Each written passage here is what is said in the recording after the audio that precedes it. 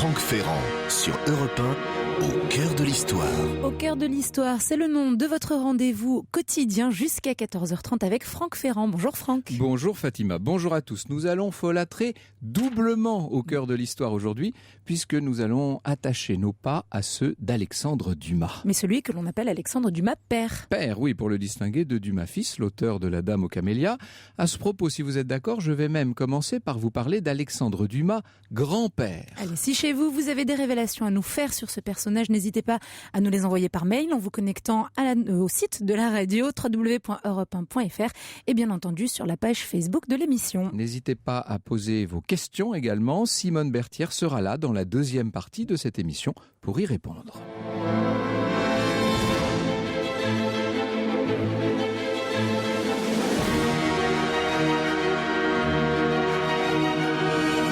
13h30, 14h30 sur Europe 1. Au cœur de l'histoire, Franck Ferrand.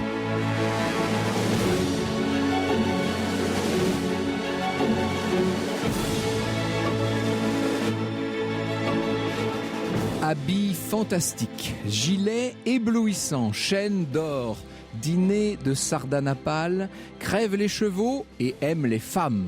Ainsi le décrit un chroniqueur de l'époque, ainsi demeure l'image d'Alexandre Dumas, géant du 19e siècle littéraire.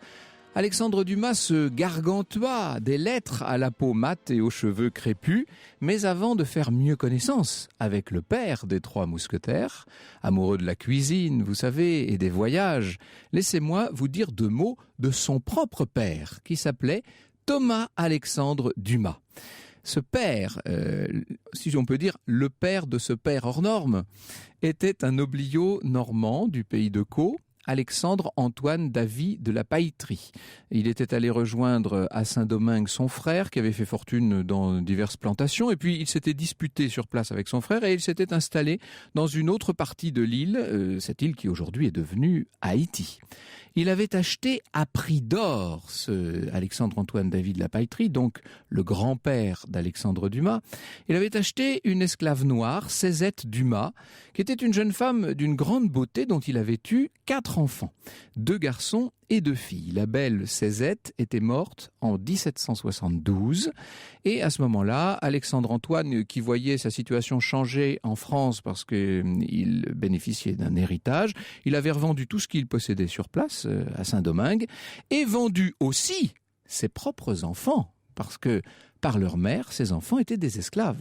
Il avait pris le chemin du retour en France. Oui, je vous vois ouvrir de très grands yeux, Fatima. Je suis choquée. Mais c'est ainsi, oui, on était dans ce système de l'esclavage assez incroyable.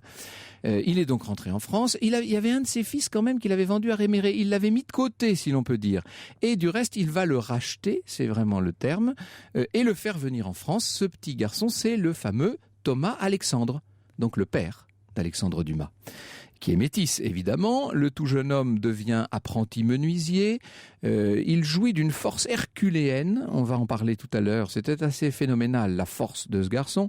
Il était aussi d'un caractère très entier. Et quand il apprend, sur le tard, que son père va se remarier avec une servante qui est de 30 ans sa cadette, vous voyez qu'il y avait quand même chez les Dumas un certain, on va dire, il y a une certaine hérédité. Spécial, oui. Le jeune homme se dispute avec lui. Ça le prive de ses ressources. Il s'engage dans l'armée. On est à ce moment-là en 1786. Il entre au régiment des dragons de la Reine. Et c'est là qu'il prend le nom de sa mère, parce que son père veut pas qu'il utilise le nom noble des Davy de la Pailleterie. Il reprend donc le nom de Dumas. Il choisit aussi de porter usuellement son deuxième prénom. Il sera donc Alexandre Dumas. Alors pour ceux qui arriveraient un peu en retard et qui prendraient l'émission en cours, l'Alexandre Dumas dont je vous parle, ce n'est pas l'écrivain. C'est donc bien pour l'instant son père. Arrive la révolution de 1789. Entre-temps, le père du garçon est mort. Il a donc récupéré à son tour une partie de l'héritage. En août 89, il est envoyé à Villers-Cotterêts en mission de maintien de l'ordre. Et c'est là qu'il se lie avec un certain nombre de militaires qui vont devenir plus tard des généraux d'Empire, notamment Carrière de Beaumont, enfin un certain nombre de ses futurs camarades. Mais en fait de liaison, Il noue surtout à ce moment-là des liens avec la fille du patron de l'auberge où il est cantonné. L'auberge s'appelle l'Écu de France. La fille, c'est Marie-Louise Labouret. Eh bien, il devient très vite son amant et il l'épousera dès qu'il obtient un grade suffisant. On est là en 1792. La lune de miel ne va pas durer longtemps, 17 jours, parce qu'on est en pleine guerre révolutionnaire, évidemment. Et Dumas père, grand-père, devrais-je dire, rejoint les troupes de la toute nouvelle République. Alors il entre dans l'armée du Nord sous les ordres de Dumouriez. Il accomplit là un véritable exploit puisqu'on le voit mettre en déroute une bonne douzaine de chasseurs tyroliens qui l'avaient pris en embuscade. Ça lui vaut d'être nommé maréchal des logis avant d'être élevé au grade de lieutenant-colonel par un ami antillais, métis comme lui, le célèbre chevalier de Saint-Georges. Je vous fais grâce d'un certain nombre d'exploits militaires de notre officier métis, mais le fait est, je vous l'ai dit, que ce Dumas est une force de la nature doublée d'un tempérament hors du commun. Il sera bientôt général de brigade, puis général de division. Il connaît une ascension fulgurante, celle de ces soldats de la République qui vont faire triompher la Révolution.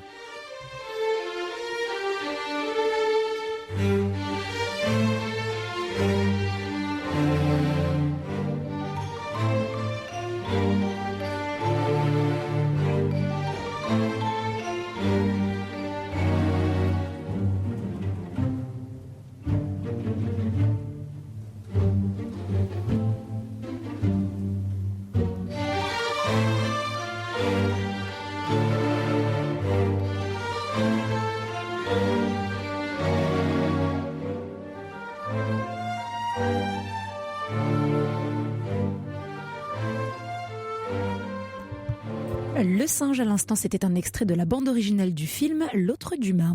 Alors le général Dumas, le père de notre Alexandre, commande successivement l'armée des Pyrénées-Orientales, celle des Alpes, puis de l'Ouest, mais à ce moment-là, on est sous la terreur. Il démissionne parce qu'il est outré par les massacres qui se perpètrent en Vendée, ce qui lui fait risquer la guillotine et lui vaut le surnom de Monsieur de l'Humanité.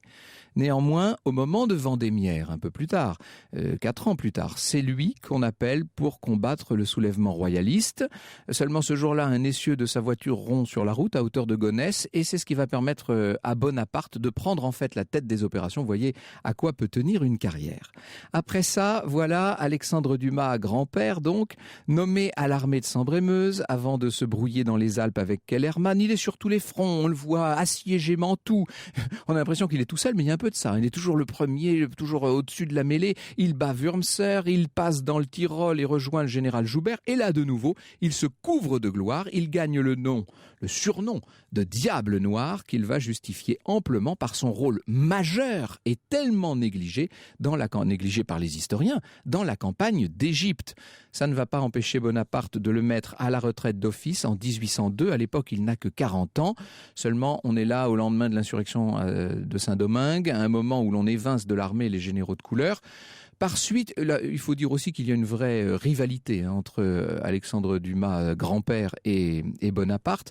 Par suite de ses nombreuses blessures, ce jeune retraité est estropié de la jambe droite, sourd de l'oreille droite, paralysé de la joue gauche, et son œil droit est presque perdu. Mais il souffre surtout d'un ulcère à l'estomac, ulcère qui va se transformer peu à peu en cancer. On peut imaginer que tout ça a été aggravé, évidemment, par l'ingratitude de Bonaparte.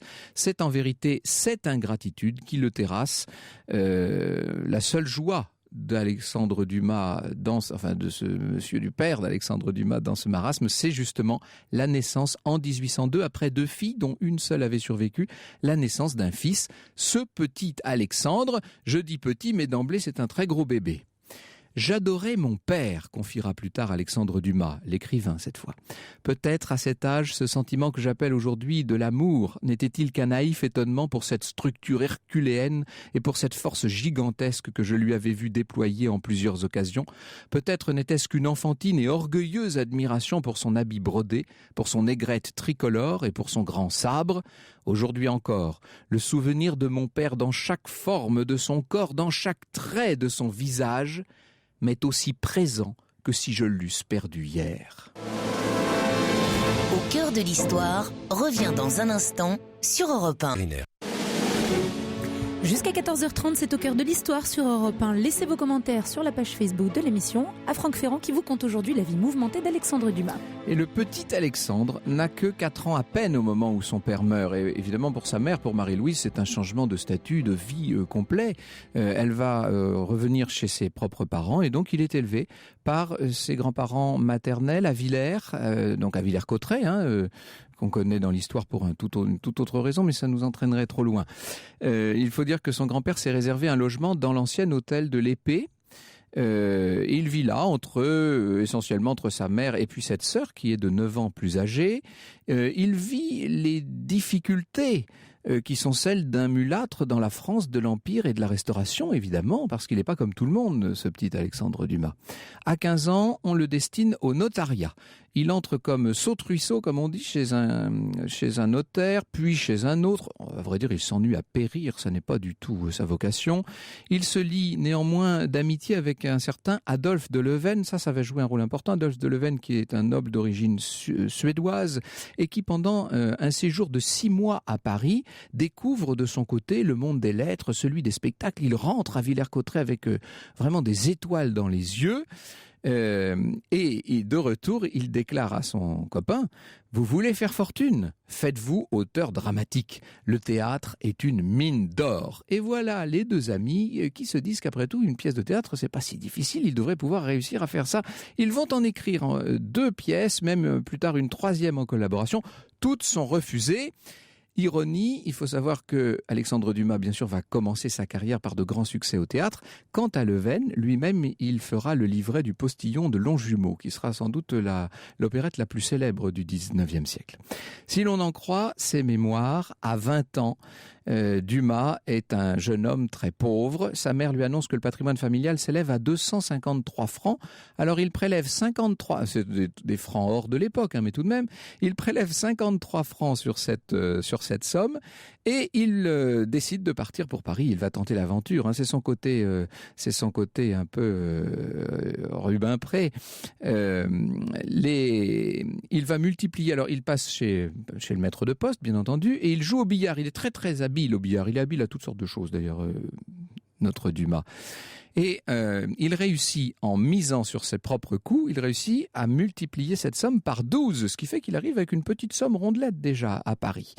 Que fait-il ? Il rend visite aux anciens compagnons d'armes de son père, à Victor, à Sébastiani, à Jourdan. Tout ça ne donne pas grand-chose. Et finalement, c'est plutôt la recommandation du général Foix, qui se trouve être le député de Villers-Cotterêts, qui va lui valoir d'entrer dans les bureaux du duc d'Orléans. Le duc d'Orléans, c'est le futur roi Louis-Philippe, c'est le fils de Philippe Égalité. Alors Alexandre Dumas est tout content, finalement il a trouvé un poste, et il écrit à son bienfaiteur « Je vais donc vivre de mon écriture, mais je vous promets de vivre un jour de ma plume. » Ah oui, c'est pas tout à fait la même chose, évidemment. Alexandre Dumas multiplie les aventures. Il en a une notamment avec une lingère de 28 ans. Lui, il n'en a que 21, qui lui donne un fils. Et ce sera le futur Alexandre Dumas fils. Il se met à gagner vraiment bien sa vie, environ 1500 francs par an, ce qui lui permet de faire venir sa mère au faubourg Saint-Denis. Et il arrive à fourguer au théâtre de l'Ambigu une pièce écrite avec Leven, qu'il avait écrite en 25, puis un vaudeville écrit avec Vulpian et Lassagne. Ça, c'est en 1826. Il propose également des nouvelles à un éditeur, mais l'éditeur renacle un peu. « Faites-vous un nom d'abord et je les prendrai », lui dit-on. Le succès, Dumas le rencontre enfin en 1829, il a donc 27 ans, avec un drame historique, l'une des premières pièces romantiques, Henri III et sa cour, qui va ouvrir la voie à la célèbre révolution de la pièce de Victor Hugo, Hernani, qui est présentée l'année suivante. On peut dire que du jour au lendemain, grâce à Henri III et sa cour, Alexandre Dumas va connaître la gloire. Ma vie, dira-t-il, a connu un changement rapide pendant les 4 heures que dura la représentation. Il est désormais reconnu, il sera bientôt célèbre, il empoche 30 000 francs. Il lui a donc fallu, si l'on calcule, 6 ans pour conquérir Paris. Il se fait aussi des ennemis, bien entendu. Il faut dire que la pièce est une critique à peine voilée du régime de Charles X. Alors on porte à Charles X une pétition pour l'interdiction de la pièce. Et il répond aux pétitionnaires « Mais messieurs, quand il s'agit de théâtre, je n'ai comme tout bourgeois de Paris que ma place au parterre. » Ce n'est pas tout à fait vrai, car en fait, la censure de Sa Majesté était c'est assez efficace à l'époque. Dumas a beau mécontenter la cour, il n'en devient pas moins bibliothécaire du duc d'Orléans, donc au Palais Royal. J'ai presque envie de dire que le duc d'Orléans s'amuse des critiques de son bibliothécaire contre Charles X, contre son cousin. Ça va, évidemment, ce poste de bibliothécaire l'aide beaucoup dans ses recherches. Il y a une ombre à ce moment-là, c'est la maladie de sa mère qui fait une attaque et qui va rester paralysée. Survient donc dans les semaines qui suivent la fameuse révolution de 1830, les Trois Glorieuses qui vont mettre Louis-Philippe sur le trône, ce qui veut dire que donc le patron d'Alexandre Dumas, le duc d'Orléans, devient le roi des Français. Lafayette, pendant cette période de crise, a confié à Dumas le soin d'aller organiser la garde nationale en Vendée. On ne peut pas dire qu'il ait eu de grands résultats dans cette mission-là, Dumas. Cette révolution, donc, va changer sa situation. Dans les années qui suivent, Dumas continue à fréquenter la cour, mais il est de plus en plus critique contre Louis-Philippe. Et son activisme politique ne tarde pas, évidemment, à indisposer la cour. Il vaut mieux qu'il se mette au vert, alors il part en voyage, il va faire un voyage en Suisse, puis il en fera un certain nombre dans toute l'Europe, avec son fils et avec l'éditrice Ida Ferrier. Ida Ferrier qu'il épousera plus tard, en 1840. Ils partagent un appartement rue de Rivoli, ils vont se séparer au bout de 4 ans, mais à cette époque, Dumas est déjà en train de quitter le théâtre pour le roman historique. On se rapproche de l'époque de la rédaction des Trois Mousquetaires. On peut dire qu'il y a en lui un dramaturge qui a eu un certain nombre de succès, mais qui n'aboutit pas à la gloire qu'il attend. Et puis, il y a un romancier rentré qui va bientôt donner la pleine mesure de son talent. Il faut dire que la mode est au roman historique. Avant Dumas, il y a eu Walter Scott. Scott, disait Augustin Thierry, est l'homme que je regarde comme le plus grand maître qu'il y ait jamais eu en fait de divination historique. Et ce Walter Scott, avec Ivanhoé, etc., vous savez, a ouvert la voie. Vigny écrit son Saint-Marc, Hugo va bientôt publier Notre-Dame de Paris, Balzac, ce sont les Chouans, bien entendu. On voit Mérimée publier une chronique du temps de Charles IX. Tous ces grands écrivains essaient donc de développer la veine du roman historique, mais pour l'instant, ils ne touchent pas le grand public. Pour l'instant, ils ne touchent encore qu'un cercle d'initiés, d'amateurs d'histoire. Le grand public, il ne va être touché, je devrais même employer l'expression, ébranlé, que par Alexandre Dumas. Il voulait être dramaturge, il finira romancier. Au cœur de l'histoire, revient dans un instant. Europe 1, vous écoutez Au cœur de l'histoire. Littérature et histoire se mélangent pour le thème du jour jusqu'à 14h30. Franck Ferrand vous parle de la vie d'Alexandre Dumas. Et dans la deuxième partie de cette émission, après 14h, j'aurai la grande joie de recevoir Simone Berthière qui vient de publier Dumas et les Mousquetaires, histoire d'un chef-d'œuvre. Je cite Simone Berthière, c'est une biographie partielle et ciblée, dit-elle, qui ne vise pas à épuiser la matière d'une vie agitée et vagabonde, remplie à ras-bord de maîtresses et de créanciers. Elle porte évidemment la trace de mes curiosités et de mes préférences. C'est donc Simone Berthière qui parle. Je souhaite qu'elle donne à quelques-uns l'envie de relire Dumas, pas seulement les Mousquetaires, et qu'elle les amène à voir en lui, outre l'amuseur qu'il se flattait d'être, un inépuisable pourvoyeur de rêves et un authentique écrivain. Et la biographe ajoute, il se croyait promis à une double carrière de dramaturge et d'homme politique. Eh bien, en fait, nous avons vu et nous sommes en train de voir que sa véritable carrière sera celle d'un romancier. Simone Berthière sera donc là avec nous dans la deuxième partie pour creuser la question de l'écriture de Dumas. Comment a-t-il mis au point ses chefs-d'œuvre ? Pourquoi, comment a-t-il écrit Les Trois Mousquetaires ? Mais nous n'en sommes pas arrivés là tout de suite. Vous m'avez vu tout à l'heure, vous m'avez vu depuis tout un moment, Fatima, froncer les sourcils. C'est que j'étais embêté parce que j'ai cité tout à l'heure, j'ai parlé de Rubempré. C'est Rastignac le nom propre que je voulais sortir, mais il m'a fallu, vous voyez, il a fallu 3-4 minutes pour que ce nom tranquillement revienne. L'ambitieux à nous de Paris, c'est pas Rubempré évidemment, c'est Rastignac chez Balzac. Voilà, donc il y a évidemment chez le jeune Dumas, lorsqu'il quitte Villers-Cotterêts, la nature d'un Rastignac. Je clôt la parenthèse et je reprends le fil de mon histoire. Ce qui manquait à nos grands écrivains, jusqu'alors ils se mêlaient de romans historiques, c'était si vous voulez, c'était cette espèce de capacité à ramener l'histoire à des drames simples. Dumas, lui, sait cela. Et non seulement il le sait, mais il le sait de naissance, en quelque sorte. Chez lui, c'est inné, c'est un véritable don. Et si l'histoire lui sert de creuset, elle ne l'embarrasse jamais. Qu'est-ce que l'histoire, écrira-t-il? Un clou auquel j'accroche mes romans. Il n'est donc pas un historien. Il n'aime d'ailleurs pas tellement la recherche, ça l'ennuie. Il est de nature bouillonnante et impatiente, Alexandre Dumas. Il faut qu'on lui fournisse la matière première. Lui n'est pas l'historien, il est celui qui va faire vibrer l'histoire. Alors, il lit assez peu les vieux mémoires, les vieux grimoires. Il s'entoure en revanche de gens qui lisent pour lui. Je pense à Nerval au départ, à Théophile Gautier, à Pétrus Borel, à Arsène Housset, et puis évidemment à cet Auguste Maquet dont nous allons reparler tout à l'heure, cet ancien prof d'histoire au lycée Charlemagne, dramaturge frustré, fils d'industriel, passionné d'histoire et qui, lui, va apporter à Dumas une matière première déjà bien affinée. Au départ, d'ailleurs, il lui avait apporté une pièce de théâtre qui s'appelait Soir de carnaval. Dumas l'a reprise, l'a bousculée dans tous les sens, il l'a retroussée, si je puis dire, revue, corrigée. Il l'a rebaptisée Bathilde et de fait, la pièce est acceptée. Elle est jouée avec un certain succès. Alors, dans la foulée, Auguste Maquet apporte à Alexandre Dumas une grosse nouvelle, un roman qu'il a écrit, Le bonhomme Buvat. Ça se passe sous la Régence, c'est toute une histoire de la conspiration de Celle-la-Mare, que j'aurai peut-être l'occasion d'ailleurs de vous raconter d'ici quelque temps à ce même micro.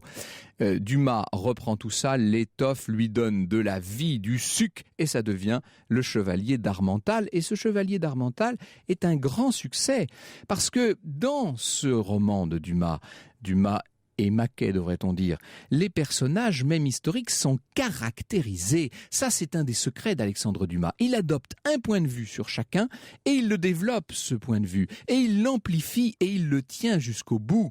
Car aussi, il introduit des personnages à lui, des personnages auxquels on va s'attacher et qui sont censés avoir influé directement sur l'histoire, mais sans avoir laissé de traces. Donc ça introduit une sorte de connivence avec le lecteur. Dumas se projette lourdement dans l'action qu'il décrit, il fait corps avec elle, comme on dit, il n'y a pas d'espace entre l'arbre et l'écorce, et avec tout cela, il y a ce tempérament, cette gauloiserie, cette légèreté, en somme, archi-française.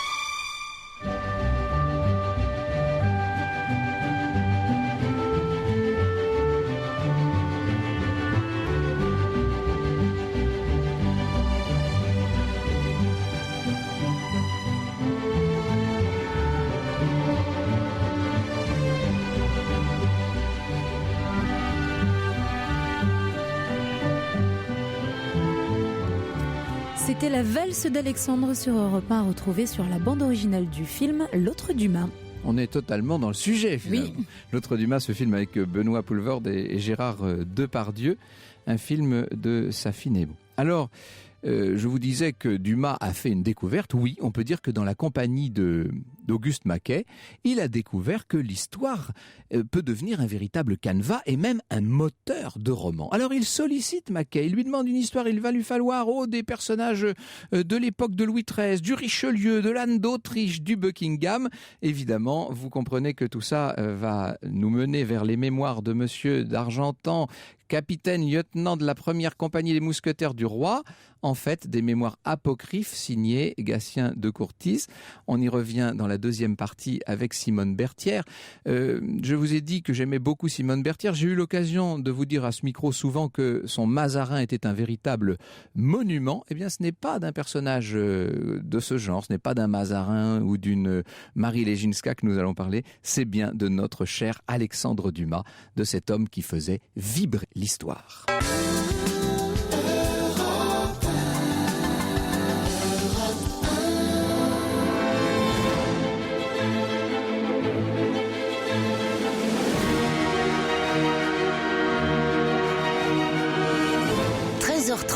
14h30 sur Europe 1. Au cœur de l'histoire, Franck Ferrand. Bienvenue si vous nous rejoignez au cœur de l'histoire, consacré aujourd'hui à Alexandre Dumas et compté bien entendu par Franck Ferrand. En compagnie de Simone Berthière qui, en s'asseyant à ce micro, me dit « Oh, s'il vous plaît, ne dites pas trop que Mazarin est un monument parce que ça fait peur aux gens. Mais il y a aussi des monuments très aimables, très agréables et qu'on visite avec plaisir. Et puis à côté des grands châteaux, il y a de petits castels pleins de fantaisie. Et c'est le cas de cet ouvrage aux éditions de Fallois, Dumas et les Mousquetaires, histoire d'un chef-d'œuvre de Simone Berthière. Je vous remercie de la rectification. C'est quand même un gros livre, mais je pense qu'il n'est pas ennuyeux. Voilà. Au contraire, au contraire. Alors, ce qu'il faut dire d'abord, Simone Berthière, pour comprendre l'invraisemblable succès qu'a connu Dumas sur ce genre, dont il va devenir quasiment le personnage, l'auteur éponyme. Oui, quand on dit Alexandre Dumas, ça fait tout de suite penser au roman historique. C'est qu'on est à un moment où la presse populaire, la presse à grande diffusion, est en pleine explosion. Oui, alors il n'y aurait pas de roman historique à la manière Dumas sans la création du roman feuilleton. C'est ça. Alors c'est au lendemain de la Révolution de 1830 que Émile de Girardin, qui était propriétaire d'un journal, alors me demandez pas les noms des journaux, c'est la presse. C'était la presse. C'est la presse, mais je les mélange tous. Il y avait parce aussi que le siècle de Ledru-Rollin. Oui, non, parce qu'il y en avait 4 qui ont misé sur le créneau, et parce que Dumas s'est partagé entre les 4. Alors je sais jamais ce qu'il a publié dans quel journal ou dans quel autre. En tout cas, il commence bien avec Girardin. Ça, il commence avec mais l'inventeur c'est Girardin. Alors Girardin a l'idée de miser sur 2 choses. Il y a d'abord un élargissement du public potentiel avec la diffusion de l'instruction publique. Il y a beaucoup plus de gens qui savent lire. Et d'autre part, les moyens techniques permettent de créer d'imprimer les journaux à un petit peu moins cher. Alors l'idée c'est de toucher un très large public, mais évidemment comment le fidéliser. Ça marche uniquement par abonnement à l'époque. Donc les abonnements sont en général réservés aux bourgeois qui peuvent faire les mises de fonds premières. Alors l'idée de Girardin, c'est de baisser de moitié au moins le prix de l'abonnement en utilisant pour financer son journal des petites annonces. Donc à la 4e page, vous avez effectivement des petites annonces de toute espèce. Ce sont les débuts de la presse moderne. C'est absolument les débuts de la presse moderne. Et du coup, les abonnements sont bon marché et on touche un public très large. Alors, le public en question n'est pas Il faut le tenir en haleine, ce public. Il faut le tenir en haleine. Et donc, il faut lui dire constamment la suite au prochain numéro. Oui, alors la formule, la suite au prochain numéro, n'est pas de l'invention de Girardin, elle est de l'invention du docteur Véron, qui est un de ses confrères et rivaux. Mais la formule est bien inventée par Girardin. Donc, l'idée, c'est de publier un roman et qui, naturellement, s'interrompt de jour en jour, se prolonge et oblige le lecteur à acheter le journal pour avoir la suite. Le succès des feuilletons de Dumas est tel qu'il est très bien payé. On le paie 3 francs la ligne, ce qui est beaucoup. Les pigistes étaient à 30 sous la ligne à l'époque, donc 3 francs. Et ça l'oblige, ça l'amène d'ailleurs à tirer beaucoup à la ligne, dit-on. Oui, non, mais là vous anticipez, parce que c'est pas Dumas qui a vraiment lancé le roman feuilleton. Beaucoup s'y sont essayés, mais lui à l'époque, vous avez un petit peu sous-estimé sa notoriété comme dramaturge. Il était archi connu, très très très connu, et il a gagné des sommes fabuleuses. Seulement les choses les choses se sont gâtées dans la mesure où, voyant arriver beaucoup d'argent, il a établi son budget sur les sommes probables. Et naturellement, elles ne sont pas toujours arrivées. Donc, il s'est couvert de dettes très rapidement. Et d'autre part, pour payer ses dettes, il a écrit un peu n'importe quoi. Donc, à force d'écrire des pièces de théâtre minables pour faire rentrer de l'argent, le public s'est lassé. Et la poule à œufs d'or en est morte. Bien sûr. Donc à ce moment-là, il a un besoin intense d'argent. Mais au début, il fait de la critique littéraire, il fait des récits de voyage, il fait des récits relativement courts, parce que sa formule pour écrire, c'est la formule courte qui lui convient. Il a l'habitude de prendre un épisode dramatique et très resserré, et il liquide ça en 5 actes quand c'est pour le théâtre, et il liquide ça en un feuilleton quand c'est pour le journal. Et il est absolument à l'aise l'aise là-dedans. Vous avez employé la formule connue de lui d'ailleurs, mais on la déforme toujours. C'est pas votre faute, elle est déformée partout. Il cherche dans l'histoire un clou pour accrocher son... Vous la citez d'ailleurs, la vraie formule. Hein, non pas son roman, mais son drame. Son drame, oui. Donc, il cherche dans l'histoire des sujets de drame bien passionnants. Alors, le cadre historique, peu importe, on change, on transpose l'action du Moyen-Âge au temps d'Henri VIII, ça n'a pas d'importance. C'est ce que vous montrez de façon incroyable, c'est que à la limite, son histoire est écrite avant même qu'il sache dans quel contexte il va la placer. Mais bien entendu, parce que ce qui l'intéresse, c'est le drame, c'est le choc des passions. Alors après, il faut mettre des noms dessus, et il prétend que dans l'histoire, il trouve toujours des épisodes qui permettent d'illustrer, évidemment, le drame entre le mari, l'épouse et la maîtresse. Mais il se sert vraiment de l'histoire comme d'une toile de fond et d'un réservoir de personnages. Absolument. Et non pas comme un ressort dramatique intrinsèque. Mais bien entendu. C'est la grande différence avec Druon, par exemple. Voilà. Alors au départ, c'était ça.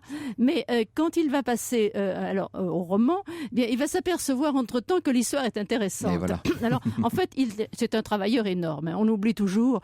Il a une capacité de travail colossale et il s'informe. Et il fait de l'histoire, il lit les mémorialistes, il lit les historiens, parce que, si vous voulez, écrire des romans, à ses yeux, c'est vulgaire, c'est bas de gamme, c'est pour le public populaire, les grands genres, ceux qui donnent la gloire, ceux qui permettent d'arriver à l'Académie française qu'il vise explicitement, c'est le théâtre d'une part ou l'histoire d'autre part. Donc quand le théâtre commence à ne pas rendre, il a envie de se rabattre sur l'histoire avec un grand H. Oui, de devenir historien. De devenir historien pour de bon. Et il publie un siècle de Louis XIV d'ailleurs dans ce but. Donc il travaille vraiment l'histoire. Et alors à ce moment-là, il y prend goût et il s'aperçoit que c'est intéressant. Et donc, il regarde l'histoire d'un tout autre œil. Et son rapport à l'histoire change complètement à partir du moment où il s'aperçoit que l'intérêt peut se porter sur une civilisation, une période, les mœurs, les habitudes. Et donc, il élargit énormément son champ de vision. Et l'histoire va devenir, alors là, véritablement son moteur, en fait. Franck Ferrand, sur Europe 1, au cœur de l'histoire.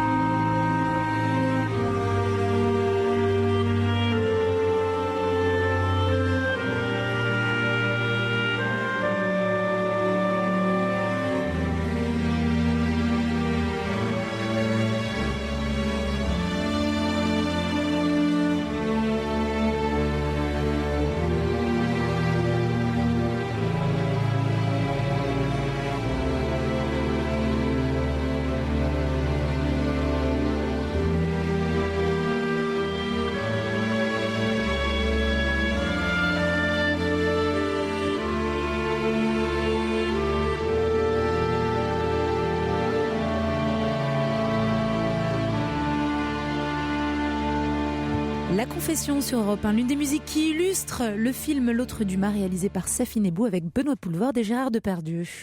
Alors, nous avons vu Alexandre Dumas prendre l'histoire au sérieux, en quelque sorte, et c'est Auguste Maquet qui va lui fournir au départ les premières trames. Simone Berthière. Oui et non, enfin, comment dirais-je, les choses sont venues un petit peu par hasard. Donc Eugène Sue a eu, Dumas manquait d'argent. Dumas cherchait à s'imposer. Bon, comment se tirer d'affaire? Il se trouve que le mystère de Paris d'Eugène Sue ont un succès absolument fabuleux, mais fabuleux et complètement inattendu. Ça passait pour un roman populaire à l'origine, et en réalité, toute la France suivait les mésaventures de Fleur de Marie, du Chourineur, etc. Bon, jusque dans les plus hautes classes de la société. Il paraît que le président du conseil, avant d'ouvrir la séance du matin, demandait ce qui était arrivé à Fleur de Marie dans la dernière livraison du journal. Bon. Et que ça a rapporté à Sue, bien entendu, une fortune. Aujourd'hui, il aurait écrit des feuilletons pour la télévision. Ah, je l'ai dit, il aurait fait un fabuleux auteur de séries télévisées. Oui, ah oui, d'autant qu'il avait le sens du découpage personnage théâtral. Alors donc, Dumas ne se lance dans ce créneau que quand il apparaît que ça sera plus rentable encore que le théâtre. Mais il méprisait le roman historique, encore une fois. Il ne voulait pas en écrire au départ. Bon, mais qu'est-ce qu'il fait? Il cherche des sujets. Alors, en réalité, en cherchant des sujets, l'histoire, c'est comme... Alors, Dumas n'avait pas beaucoup d'imagination. Proust prétend d'ailleurs qu'il n'en avait aucune. Bon, je veux dire qu'il n'invente pas ses sujets. Il a besoin, finalement, d'un élément extérieur pour le lancer. Alors, il invente, il brode beaucoup, mais il lui faut un point de départ. Et donc, le point de départ, il le trouve dans l'histoire. Alors, simplement, il commence par faire ce qu'on appelait des scènes historiques à l'époque, c'est-à-dire, en réalité, des drames racontés. Il prenait un épisode historique et au lieu de le dialoguer pour le mettre en scène, il le raconte, mais ça fait une manière de nouvelle, si vous voulez.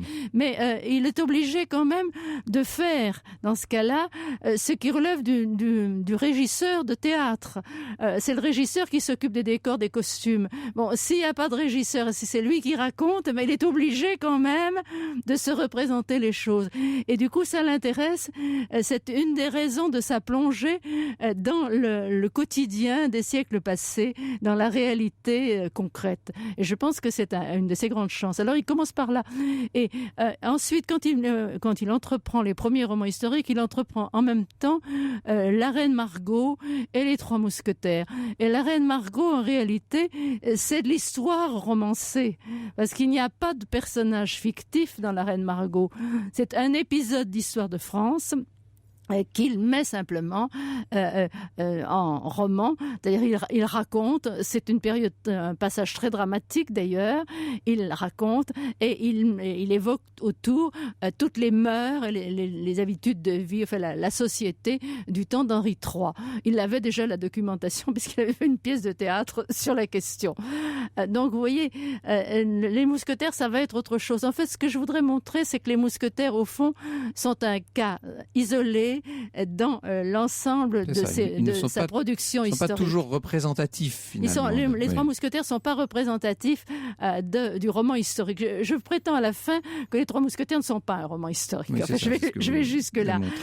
Mais parce que, par exemple, vous avez parlé de Walter Scott et vous avez raison, c'est le prototype, le modèle du roman historique partout en Europe. Mais c'est un fond d'histoire et les personnages fictifs inventés par Walter Scott sont des personnages imaginaires, bien sûr, mais qui incarnent les différents types de situations qu'ont pu rencontrer les gens à l'époque concernée. Autrement dit, c'est l'histoire qui fournit la trame narrative et les personnages sont là simplement pour la vivre, pour donner chair au récit, mais ils n'ont pas d'autonomie par rapport à l'histoire. Alors que chez Dumas, ils peuvent en acquérir une qui peut être très grande. Oui. Voilà. Alors, dans La Reine Margot, c'est pareil. L'histoire impose les thèmes. Bon, l'histoire du procès de la Mole et Coconnas, c'est historique. Bon, mais c'est ça qui dirige l'action. Et tellement la Reine Margot n'est pas c'est un personnage important, mais au service de l'action. Et quand elle a récupéré la tête de son amant après l'exécution, c'est fini. Qu'est-ce que vous voulez qu'on en fasse? Comme personnage de roman, elle est perdue. On ne peut plus rien en tirer. Elle est trop historique, finalement. Hein? Elle est trop historique. Elle est trop historique. Alors, l'histoire paralyse, finalement, l'invention. Tandis que dans Les Mousquetaires, au contraire, Dumas utilise une autre formule, c'est-à-dire que vous avez des personnages historiques qui vivent un certain nombre d'aventures parfaitement connues, répertoriées. Et puis, il y a un deuxième niveau, en quelque sorte, avec des personnages qui, eux, sont totalement autonomes. Alors, et au contraire, il y a des personnages, je les appelle semi-fictifs, parce qu'on va vous dire, mais ils ont existé. On publie même en ce moment des biographies de D'Artagnan, mais qui n'a rien à voir avec le D'Artagnan un petit peu, pas grand-chose. Ça a un petit peu à voir, mais c'est beaucoup moins passionnant que ce que Dumas lui fait faire, bien sûr. Quant aux autres, ce sont des noms. Alors, Alors, ces personnages-là que j'appelle semi-fictifs, eh bien, ils ont leurs aventures propres. Et leurs aventures propres sont, dans les Trois Mousquetaires, bien plus importantes que ce qui arrive à Anne d'Autriche et à Buckingham. Hein, c'est à eux qu'on s'intéresse. Et après tout, bon, il a récupéré les ferrets, très bien, mais on est content pour lui, pour D'Artagnan. Oui. Bon, et à la fin, Buckingham est tué. Qu'est-ce que ça peut nous faire? C'est du roman en gros et sous-titré historique, en fait. Voilà. Au cœur de l'histoire revient dans un instant. Jusqu'à 14h30 sur Europe 1. Plongez au cœur de l'histoire avec Franck Ferrand. Et aujourd'hui, Franck reçoit Simone Berthière, historienne, auteure de Dumas et les Mousquetaires, histoire d'un chef-d'œuvre. Un livre qui est sorti à peu près en même temps que le dictionnaire amoureux de Alexandre Dumas, chez Plon, dans la célèbre collection de Jean-Claude Simoën, le dictionnaire amoureux, par Alain Decaux de l'Académie française. Alain Decaux qui est alors on peut dire le fan numéro 1 d'Alexandre Dumas et qui a joué un grand rôle notamment dans la restauration du château de Monte Cristo à Marly-le-Roi, qui est un peu en quelque sorte le port d'attache de la mémoire d'Alexandre Dumas. Hein. C'est un endroit où il faut aller d'ailleurs. Ah mais j'y suis allée, j'ai même signé bien, les livres. Il faut y aller, ça vaut la peine. Alors, Alexandre Dumas, vous nous l'avez montré, est devenu auteur de romans historiques presque par nécessité. Oui. Mais ça va être un succès phénoménal. Vous livrez la liste de livres qui sont parus, enfin donc des feuilletons dans un premier temps, qui sont parus entre mars 1844 et janvier 1851. Vous avez là Les Trois Mousquetaires, Le Comte de Monte Cristo, La Reine Margot, 20 ans après, Le Chevalier de Maison Rouge, La Dame de Montsoreau, Joseph Balsamo, Les 45, Le Vicomte de Bragelonne, Le Collier de la Reine, Ange Pitou. C'est tout à fait incroyable. Oui, alors, que de succès en rafale, en cascade. Voilà. Et après tout ça, il faut en quelque sorte justifier le genre. Alors là, Dumas nous dit « je suis un pédagogue avant tout ». Oui, ça alors c'est après coup qu'il ajoute la dimension pédagogique à son œuvre pour la justifier, pour que ce soit quand même une grande œuvre. Il ne veut pas être qu'un amuseur, si vous voulez, on le lui reproche. Donc il a voulu d'abord instruire, enseigner l'histoire de France aux petits Français. Alors je pense que ça n'était pas son intention première. Non, il voulait simplement plaire pour avoir le public le plus large.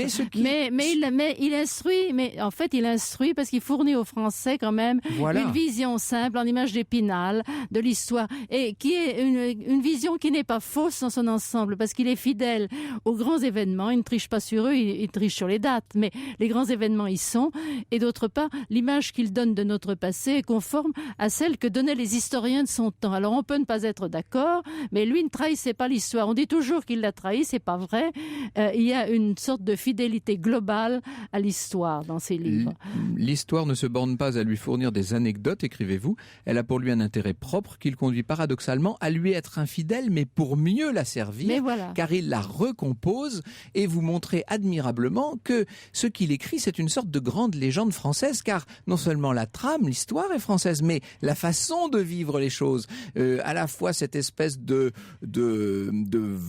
volonté de vivre très rabelaisienne et en même temps cet intérêt pour les raffinements du cœur et de la passion, tout ça est quand même intrinsèquement français. Oui, et il y a autre chose aussi, il y a la reprise du rêve chevaleresque qui apparaît dans tous les pays bien entendu, mais qui a été très développé en France et notamment au Moyen-Âge et au XVIIe siècle. Et dans les Mousquetaires en particulier, c'est le rêve chevaleresque qui prend le dessus sur tout le reste et nos héros finalement tentent l'impossible, se mettent en danger constamment, tout en respectant un certain nombre de règles de morale qui ne sont pas toujours celles de la société, mais qui sont infiniment respectables. Et finalement, ils gagnent. Et au total, dans les dénouements, les puissants leur rendent hommage. Ils se sont moqués de Richelieu, de la Reine et de Mazarin et de Louis XIV. Et finalement, les souverains s'inclinent devant eux parce que ce sont eux qui étaient porteurs de véritables valeurs de la jeunesse, de l'énergie et de la chevalerie. Alors Patrick nous demande par internet, Alexandre Dumas et Molière, même manière de travailler, c'est un clin d'œil à l'émission que j'ai faite sur l'affaire Corneille-Molière. Alors je réponds en un mot, pas du tout. Dans l'histoire de Corneille et de Molière, nous avons bien une association qui fonctionne sur le principe du théâtre du XVIIe siècle, un chef de troupe comique qui monte un certain nombre de pièces non titrées, qu'il assume a posteriori. Dans le cas d'Alexandre Dumas, de Maquet et de ses autres collaborateurs, on est bien dans un travail de de réécriture, en fait. Oui. Dumas reprend les textes. Alors, on n'a pas eu le temps d'en parler et on n'aura pas le temps de le faire maintenant. Mais c'est un travail dans lequel Dumas transcende littéralement la matière première qu'on lui fournit. Oui. Hein. Mais c'était un fabuleux rebooteur de pièces boiteuses, de romans mal fichus. Hein. C'est comme ça qu'il était connu à l'époque. Et il les a littéralement... avec Dumas, avec Maquet fournissait le premier jet, mais Dumas fournissait le point de départ et surveillait toute l'évolution, et rien ne passait entre les mains des éditeurs sans avoir été revu par Dumas. Donc c'est quand même Dumas et pas Maquet qui est l'auteur de des romans. Là où l'histoire se répète, on a l'impression d'une génération à l'autre de vivre la même chose, c'est que Alexandre Dumas, dans une fin de vie difficile, marquée, comme vous l'avez dit, par des dettes, des choses matériellement difficiles. La déception politique, dans la mesure où, après la chute de Louis-Philippe, il voit arriver quand même l'Empire, c'est pas la République. Oui, le Second Empire, c'est pas le régime dont il rêvait du tout. Non. Et finalement, sa seule vraie grande joie à la fin, ce sera de voir le succès de son propre fils, Alexandre Dumas, fils. Hein, ça, c'est assez extraordinaire. Tout en se sentant très profondément différent de son fils, qui lui écrit des drames réalistes. Et vous citez d'ailleurs, vous dites Alexandre a une réflexion émouvante et profonde. Moi, je prends mes sujets dans mes rêves, mon fils les prend dans la réalité. Je travaille les yeux fermés, il travaille les yeux ouverts, je dessine, il photographie. Merci infiniment Simone Berthière d'être venue nous donner quelques précisions sur cette vie foisonnante d'Alexandre Dumas, et une personne qui aurait pu être alors vraiment une héroïne d'Alexandre Dumas, c'est ma voisine de gauche pour le moment. Bonjour Faustine Bollard. Bonjour à tous. Jusqu'à 15h30 aujourd'hui, nous allons parler de ces hommes et de ces femmes qui n'ont connu qu'un seul partenaire sexuel.